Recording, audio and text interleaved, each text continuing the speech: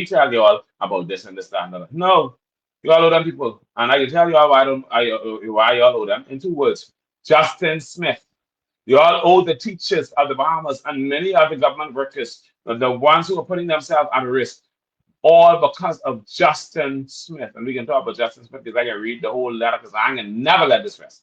All right? All right, it is what it is. But let me talk about Sharon McKenzie. And I salute Sharon McKenzie. Sharon McKenzie is a teacher and a leader extraordinaire.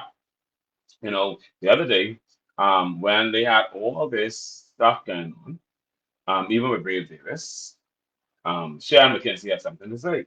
In a passionate live address, Sharon McKenzie criticized Prime Minister Philip Brave Davis for canceling his meeting with union leaders after BUT President Belinda Wilson warned of possible protest if public servants were not paid what they were owed.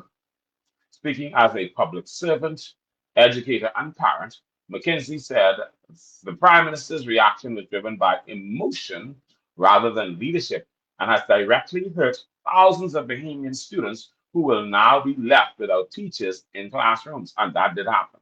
McKenzie emphasized that true leadership requires restraint and consideration, urging the Prime Minister to look at all possible outcomes before making decisions. She compared his actions to her own experience as a youth leader, saying that even when disrespected publicly, she chose calm over emotion for the sake of those she led. A lesson, she said, Davis failed to apply. Throughout her remarks, McKenzie defended teachers as selfless frontline workers who often use their own money to support students, buy supplies, and provide meals for hungry children. She said teachers are not asking for recognition, only fairness and respect, and that their right to peacefully protest must be honored. She called on the Prime Minister to act swiftly to resolve the dispute, reminding him that leadership is not about ego or power, but about people, especially the children who depend on the public school system. Her closing plea was heartfelt. Please, sir, fix this. Our students are the ones suffering.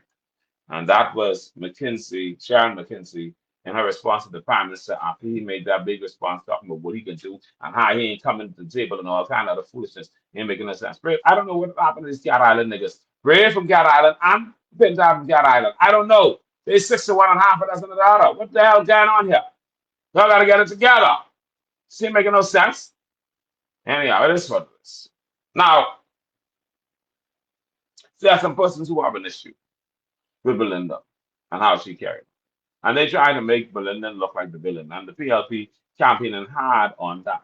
But Belinda is not the villain. And for those union leaders who are compromised and selling themselves out like they did before the last election, it does not matter what you say. And it does not matter that you can sit down and pretend as if everything is honky-dory with the government. The truth of the matter is the hardest working woman in show business when it comes to the union and working for her people is Belinda Wilson. That is what she does. And she's dedicated to fighting for the workers. And everybody knows it. That's why people join her union, because she stands up for her workers. That's what she does. She don't cop out. She's not a chicken. She don't back down. She steps forward when the rule calls for her to represent. She represents, and she represents well. She's not a wuss. You understand?